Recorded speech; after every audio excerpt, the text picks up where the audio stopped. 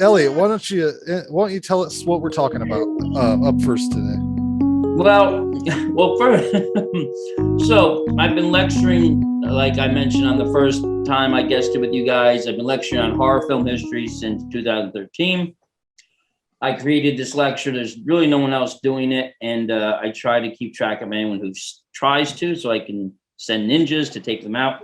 But been lecturing on this for 9 years now, and museum libraries, and basically have broken down the history of horror movies going back to the 1890s.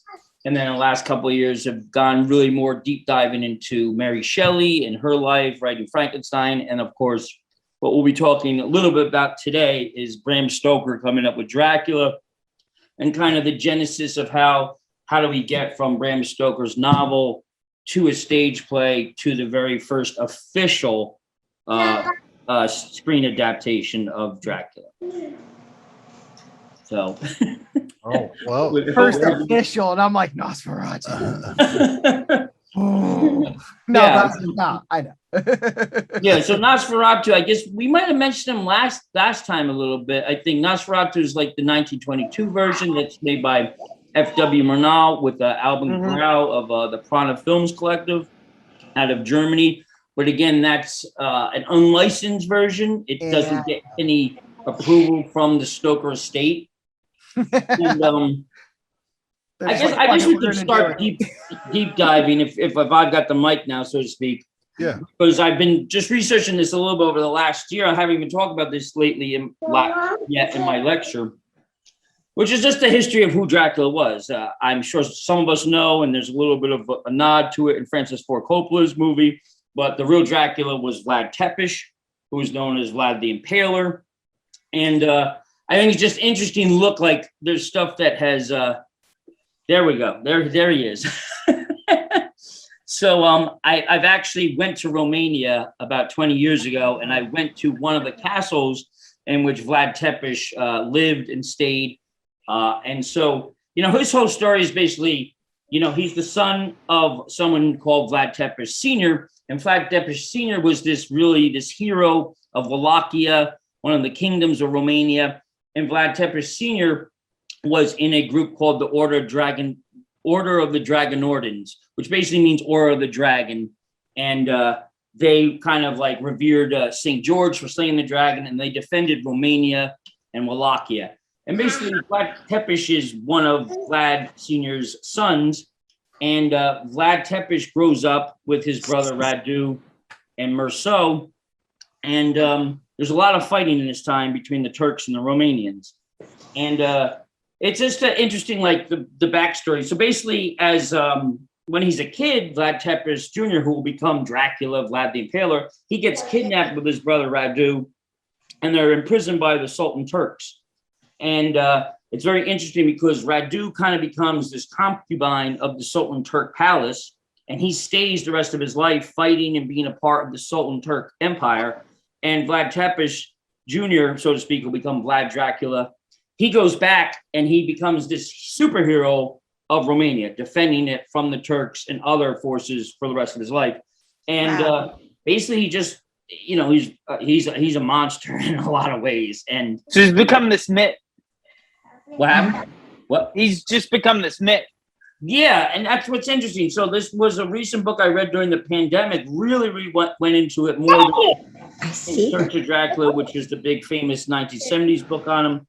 But I mean, it's insane. There's been no Dracula movie that's even come close to what this guy did, from massacring his relatives in 1457 at an Easter feast to basically building the Pinari Castle, which is really the archetypal blueprint for Castle Dracula and the castle that we see in Coppola's Dracula.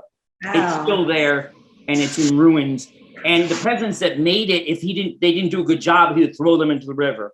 He would impale them. He would impale even mothers. He would impale the mothers while they're holding babies. Like, it's absolutely insane what this guy did.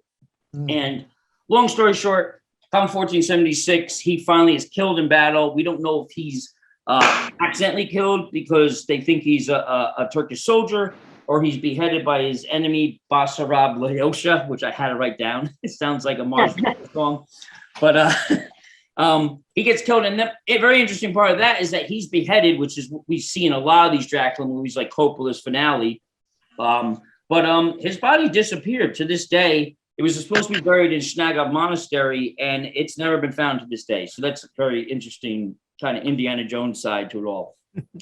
And then what's interesting is that the first really Dracula, which I never knew this until just rereading these notes I took over a year ago, is that the first real official vampire story is actually printed by Pope Pius II in 1481, and he prints up a pamphlet that's called The Tale of the Blood-Drinking Transylvanian Prince. Wow. Yeah, and it's kind of crazy that a pope kind of writes the very first vampire story. And that's crazy. Yeah. So he writes this pamphlet, which I don't know. I'm kind of interested in seeing if it exists still in any form. Basically telling the story of Vlad the Impaler and this blood-drinking guy who would drain his victims. And so it's interesting, that's kind of part of like the archive somewhere.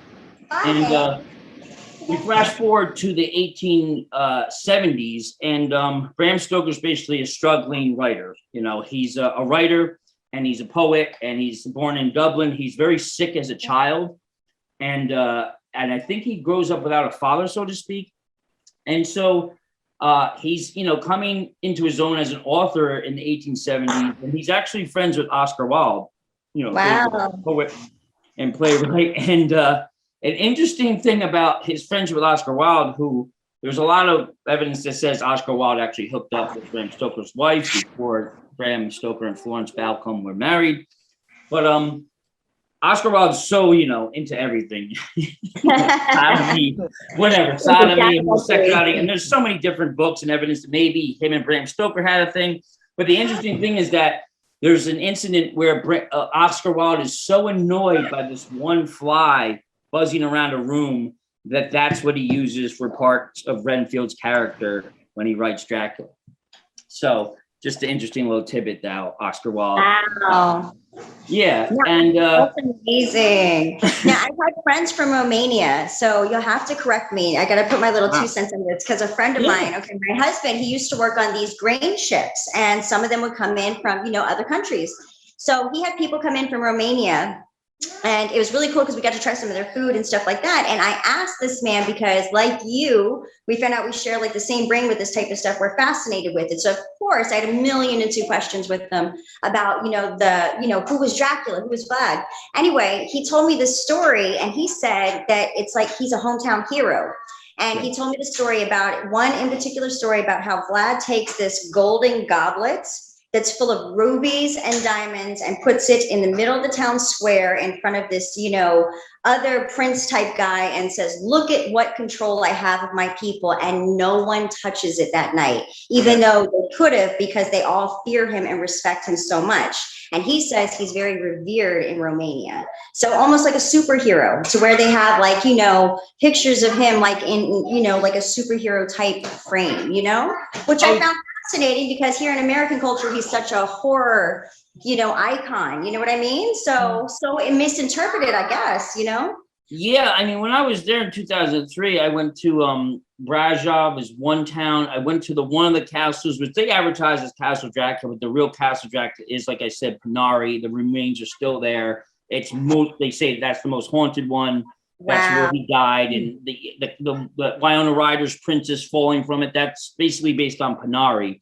But going to Castle Bran in the countryside of Romania, it was just all T-shirts and chains, and like you said, exactly like, and even in these different towns I was in Romania, it's like you said, he is like this folk hero. He's very much revered, almost like the Uncle Sam, no joke, of Romania. So it's exactly what you said, like that he doesn't have that stigma that kind of history kind of reveals more of. And yes, that's the castle I actually went to. And that's Grand Castle. And I was driven out there by a Romanian man that spoke no English.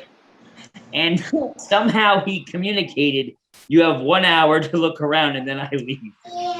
So that was fantastic. That's so cool.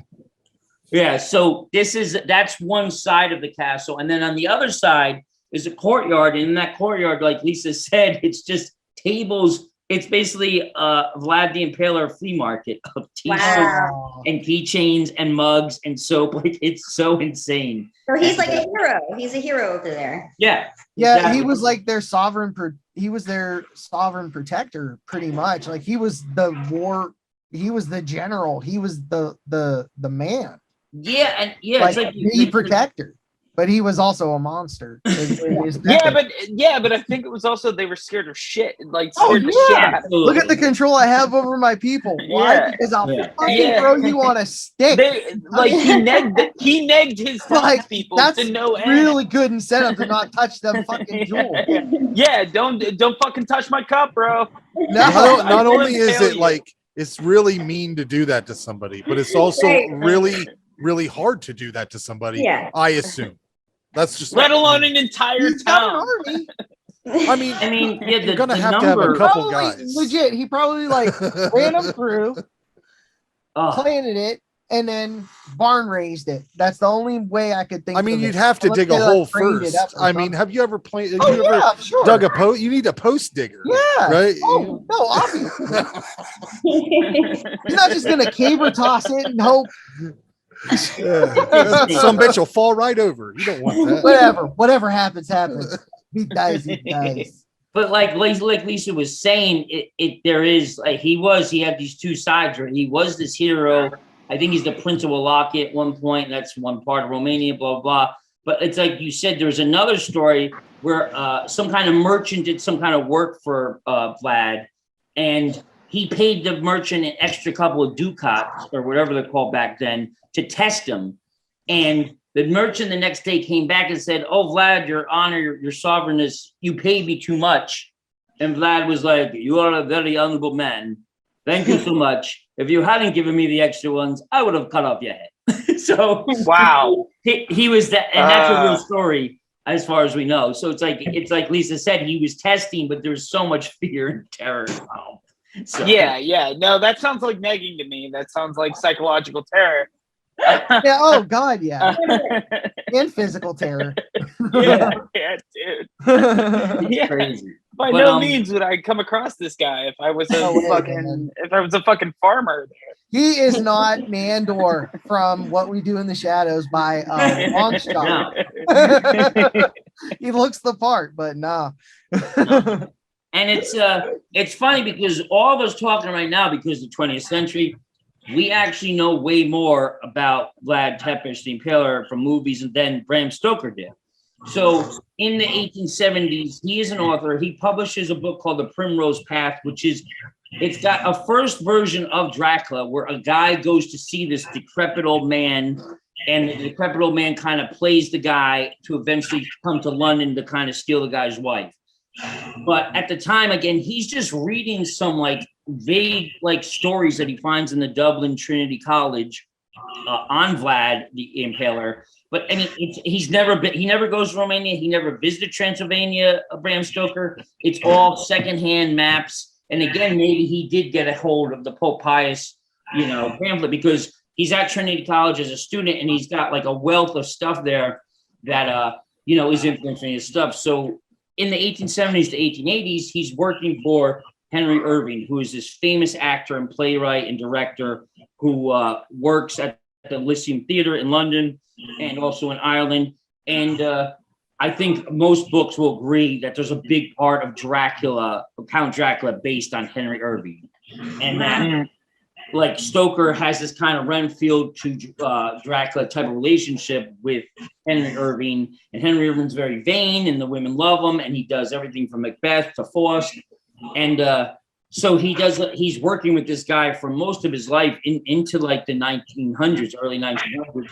And that's a huge influence on him writing Dracula, as well as, he's getting a lot of these other plots. He wrote another book called Under the Sunset, and that's another book in 1879 that's got the first idea of an old, like, evil man living in a castle. And the name of the villain in that book is called King Death. And if you read the book, Bram Stoker's novel, the first mention of Dracula in the novel is actually King Lat. So just a little bit, really a deep dive that he takes King Death from under the sunset and he turns into King Laugh. And it's such a hardcore thing that I was reading the annotated version of Bram Stoker. I'm like, that's never been mentioned in one adaptation that they call Dracula King Laugh. Like that's a great, it's like, Yeah. it's you have to read the book to really pick that up. And there's so many stuff in the book that are just little things that'd be great to see in movies still. But he basically, he writes this book over a long time. He's got crazy things that happen. He saves a drowning man by the Lyceum coming home one night. The man dies in his arms, basically. He's got this weird love kind of relationship with Walt Whitman, who wrote Leaves of Grass. Like he's got this kind of like, they don't know today even. They read these letters that maybe he was in love with Walt Whitman. But Wow. he's got all these very similar relationships that he puts into Dracula of unrequited love, secret love, and there's definitely a triangle between him and Henry Irving, and Ellen Terry is one of the top actresses in Henry Irving's stock company. And Wow. Once you read any of these books on Stoker, you can kind of see that there's definitely something he felt for Ellen Terry, but Wow. she had something going on with Henry. So again, it's that Mina, Lucy, Dracula kind of Jonathan Harker thing. And basically, so he writes all this stuff over and over again, and it takes a very long time through his different publications to get to the point where he writes Dracula. And, he finally publishes it in March 1897, and it's a bomb. Like, it is a friggin' turd on delivery. Like, it is hated. It is scathed. It is not really the hit that'll take a couple years for it to eventually become. And an interesting thing, too, really deep diving, is that there's a lot of theories today, if anybody's read the book, that it's the original version and different drafts he had before were kind of more messy. And Lovecraft, H.P. Lovecraft himself, by the 1900s, really starts to circulate that Stoker didn't write this on his own, that he wrote it with the help of someone named Edith Minitor, who is a famous female novelist, not famous, but very influential novelist in her own right. And it's interesting to see, like, that's another thing it'd be great to see in a show or something, like Lovecraft is coming out and saying Stoker didn't write this on his own. It was him and Edith Minitor. So I thought that was pretty cool. And I just read a little bit of this book that Edith Minitor and Lovecraft. There's always a woman helping the boy out. Exactly. That's what I mean. It's that secret thing. Always. Yeah. So like even in film, like Tarantino has a Mary Shelley, or not Mary Shelley. Uma Thurman. Avery. Uma Thurman. Yeah. Or no, his editor. I forget her name. Sally but Menke, like, right? like Sally even Menke. then, like Sally Menke. There we go. There we go. Yeah, and even George Lucas, like the first Star Wars, like his wife helped him flesh that shit out. Like, Maybe that's what happened. She left him, and then he made the prequels. I don't know. That's crazy because it's true though. Dave, I was about to say the exact thing. It's very similar to Star Wars, Stoker writing Dracula in the 1890s. It is a mess, exactly the way Lucas's drafts were a mess, and he needed De Palma and Scorsese and Spielberg to kind of say, what the hell's the Force? It's very similar process that Stoker's got a lot of influence going on, and that's why it's the same way when you look at the history of writing Star Wars, that it wasn't all just Lucas, so to speak. Yeah, no, 100% no. It's a very similar thing of creating this, iconic work. That's interesting. Absolutely. No, it takes a village, man. It does. I'll tell you what, you were not lying about the merchandise at that, like at the gift shops. It's almost to a Area 51 level. Yes, exactly. It's exactly like that. It's crazy. It's like all handmade stuff. It looks pretty wild to me. I mean, you got these. I would love it then. Stuff, all these cups and stuff. Oh That's my it. God. That's T-shirts. exactly I want it all. I Give mean, me all of that tagginess. you can buy a decorative That's plate. exact. That one picture is almost exactly what I bought. A yellow. They should be bold and market like enemas or something, like Vlad the Impaler enemas. Oh you know my what I mean? God. Like, Cool. just go all I'm out. all for it. Have the full experience, I mean, seriously. Yeah. I mean, I would Go there. totally get one of these Dracula I would get one too. mugs. That's pretty Who good. wouldn't? Look, he's even got a pop. Bram Stoker's, Oh, yeah. wow. But yeah, it's like you said, the one picture, the stuff they have there does not compare to anything you see here at a horror convention. Like those cups were so incredible, but I was backpacking. I'm like, this is gonna break within a day. Oh yeah. Yeah, for sure. But just incredible souvenirs. That's so cool. Dude, I buy so much stuff. I just love that there was you said a guide took you to the castle, right? Yeah. And I love imagining him saying, I go no further. Yeah. I thought wait more than an hour. Was he shook? Did he get shook? Or? I mean, today I was 26, and today what I did on just that day alone today, I don't think I would have the balls to do it. It was just such a young, like, it was in the guidebook. It said, look for the real Maria when you hit this. I think it's Brajov or one of the big cities in Romania. It said, look for the real Maria at the train station. There's fake Marias, but the real Maria will take you to a nice house and hostel and give you tours for extra money. And it was insane pre-internet, the consciousness of the world, so to speak. Mm-hmm. I ran into the real Maria getting off the train when I landed in Romania. And she's like, you come with me. You come. I go, wow, you're the real Maria in Folder's travel book. And she goes, yeah, that's me. That's me. I go, I want to see Castle Dracula, which I knew wasn't the real one, but I knew Castle Bram was, he had stayed there, in a prison. Right. She goes, all right, get in car. Blah, blah, blah is going to come. You have 3 hours to go. He take you, you look around for an hour, then he come you back. He speaks no English.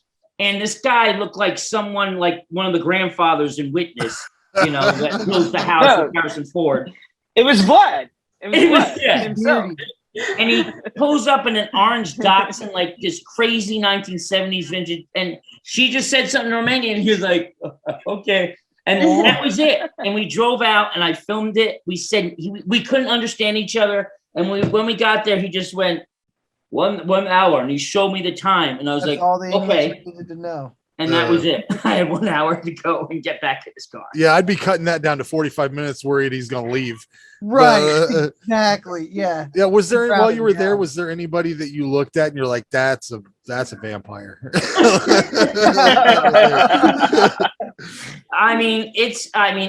The first night I stayed in Transylvania, I forget the name of the town, but it's just as you're getting into the Carpathian Mountains. And I cannot say this enough, that the movies don't even compare to what that country, it's beyond the book. It's exact. There's wolves howling in the distance at dusk.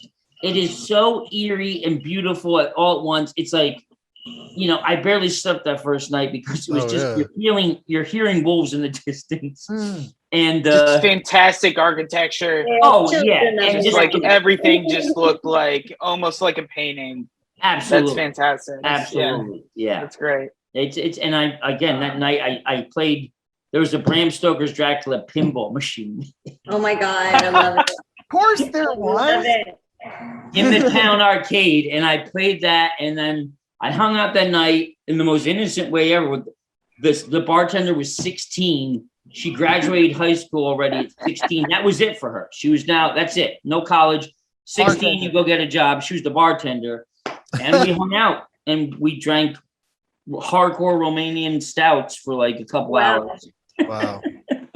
That's kind of awesome. That's an adventure. That's kind of the most awesome story. And you came back with all your organs, right? Right. I did. Thankfully, yeah. You did? Like check your neck every morning. Yeah, like, right? What the hell? Be like, wait a minute. Oh, wait, no, there it is. All right. I mean, I was so scared. I'll be honest. I was so freaked. I was so excited, but terrified still, because you're looking out into the carpet. Like, I kept on MTV Europe all night, and I couldn't understand MTV Europe, but I kept the videos on. Just seeing Eminem in Romanian was like my blanket for that. That was your taste of home. Just Eminem, Slim Shady. And I'm trying to translate it too. Thank you. Like only eating at like McDonald's and shit, just to keep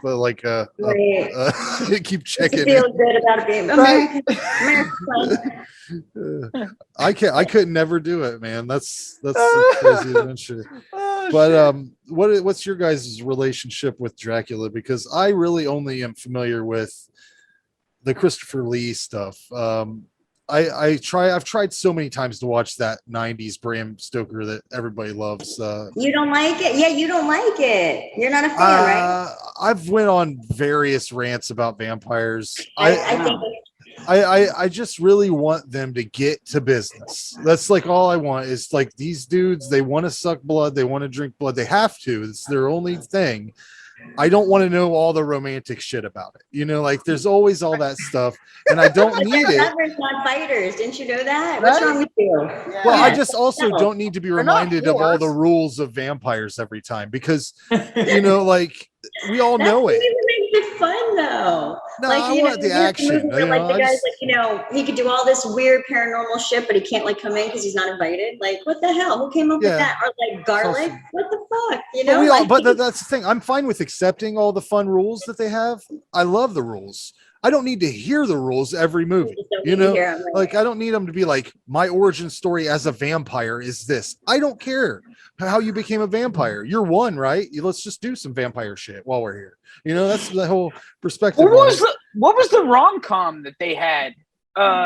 Maybe I'm gonna say Talking about the 5 to Jim 6 years. Carrey movie, Once Bitten. Oh, I love No, that. Oh, wait, what? I love that movie. Bitten? It's a Jim great Carrey. movie. No, I'm talking about. Man, there's a. Film, by the way. Dracula Dead and Loving It. I love that one. What's the one with Nick Cage? The one with Nick Cage is great. That's Oh, yeah, Vampire's Dracula. Kiss. I know, it's I love that fantastic. movie. I He's love doing that. another one, by the way. The Kiss of the Vampire? That one's Kiss- great. Vampire's Kiss, I think. Is Here, I'll find it. I'll find it here. How about Vampire in Brooklyn? That's a favorite. I love that movie. I'll watch it right now. Fearless Vampire Killers. How about that one? That's one of my That's favorites. one of my What? favorites. Haven't Polanski. seen that one. That's one I have Either. not Homelands, seen that's how we met Sharon Tate. Yes, and you get a lot of TNA in that one too. I remember the first time I saw that, I was like, "There's titties." Yeah, and it's Sharon Tate titties. Yeah, Oh, it so got creepy.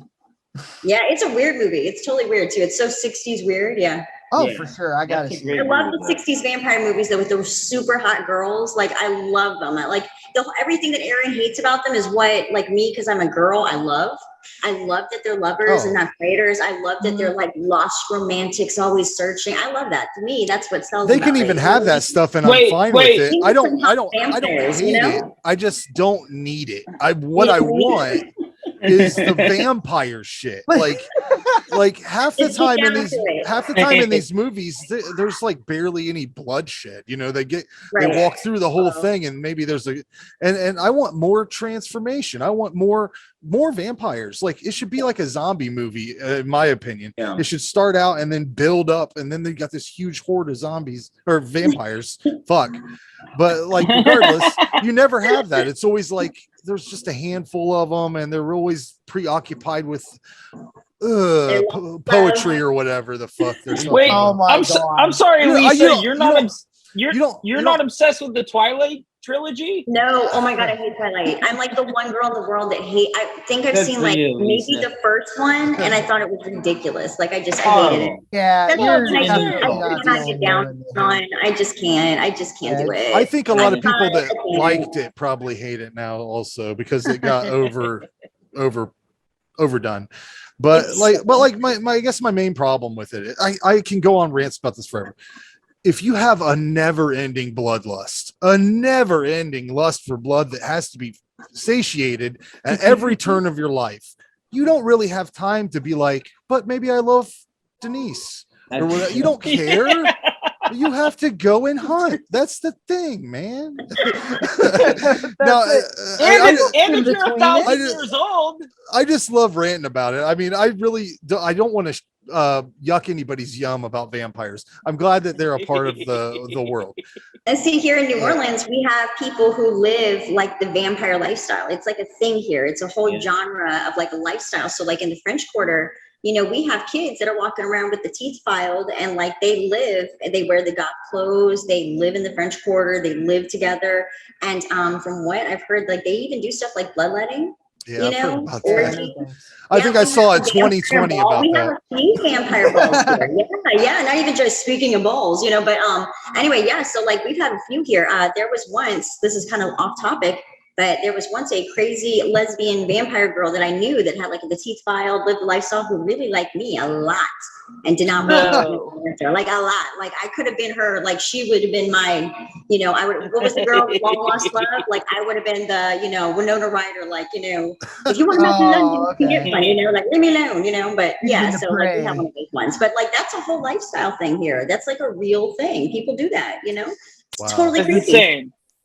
It doesn't mean that I don't want to like watch it though, from afar. I don't want to watch it because I'm scared of it, yet attracted to it. You know what I mean? Like it's like just entertainment, like in daily life. Like exactly. when you see some weird shit. Some vampires get down and be kinky. Why not? But like that interesting that book in the 90s. I don't know anybody. It was called Embracing the Dark. It was about a woman that investigated the New York vampire culture and she disappeared. What? Oh, I would love that. Oh, wait. Was she a stripper too? It might have been something like that. It just was in the New York Times, and then the book came out. And it's a disturbing book because it's like a heavy true crime story. Yeah, it was one of the first things, and she really was like getting into that New York City, like the limelight, all that stuff with this vampire subculture and talking. I remember this girl because she went missing and they never found her, and she had like written an article right before an expose. I remember, and I think if I'm not mistaken, she was a dancer. Yeah, I think she was. I think it was something like that. That was all part of that. Was that all part of that limelight, like party monster kind of? The 90s, yeah. Yeah, that was wild. That was crazy. And ecstasy, whatever parties. Yeah. Warm Bodies was the one I was talking about. That romantic comedy with Nicholas Hoult and Teresa Palmer. Is that zombies? Yeah. Is that zombies? No, it's vampires. What was the zombie one? Didn't they have a zombie one? Yeah, Warm Bodies. There was Dave Franco's in this one too. Warm Bodies is definitely zombies. Yeah, that's Warm Bodies. That's a good movie, but it's zombies, right? All right, never mind. I know what you're talking about, though. There was one that came out around the same time that was vampires, but I can't think. There's a horrible Alicia Silverstone one by Amy Heckerling that it's horrible. I think it's like Love Sucks. It's just so bad. Oh my god. There's one I remember from the 90s, and I think it's got Julian Sands in it. But I specifically remember it because the ending scene, it's like, okay, so the two vampire lovers hate each other because like the one made the other vampire and like he can never forgive it type bullshit. And so like they're both still alive. And so at the end of it, I remember like it was such a cool scene. He drowns her in the bottom of the ocean in an iron coffin. And since she's a vampire, she's like in there. And I think she's in there sunken at the bottom of the ocean. And I always thought that was really cool. And like, remember the 90s? That is rad.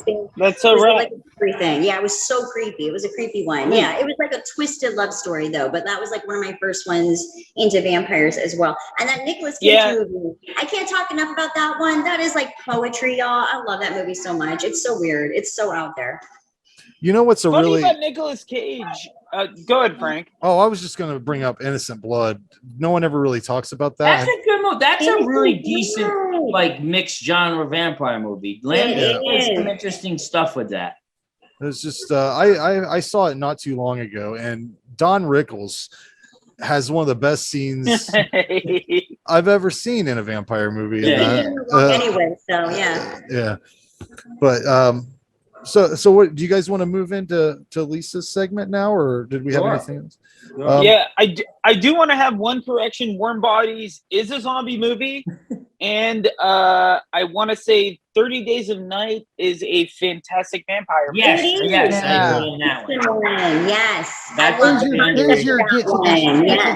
Get to the action, Frank. There it is. 30 Days a Night. There we go. That's what they do. They slaughter the whole town. You're right. That is that is true. You don't get that very often. That movie made vampires scary. That's one of the few movies where I was like scared of vampires again. Salem's Lot scared me. Salem's Lot's incredible. The original. When that little kid's floating out the window, oh my god! Dude. To this day, that scene gives me the creeps. And the eyes, it's so funny because so much was done without so much of the technique and CGI that they have nowadays. And that movie to me is so fundamentally creepy. You know what I mean? Isn't it a TV movie too? It was originally a TV movie, and now I just got a copy somewhere, and there's like 3 different versions. It's like we talked about Army Darkness in the 90s. You'd find a VHS, a Japanese cut. Yeah. It's the same way Salem's Lot. Like, it's hard. The original TV movie had like a whole prologue and then the ending, and then the version I just got didn't have the prologue and the ending. But yeah, it was a TV movie Tobe Hooper did, and it's incredible. It's one of my favorite movies ever. Yeah.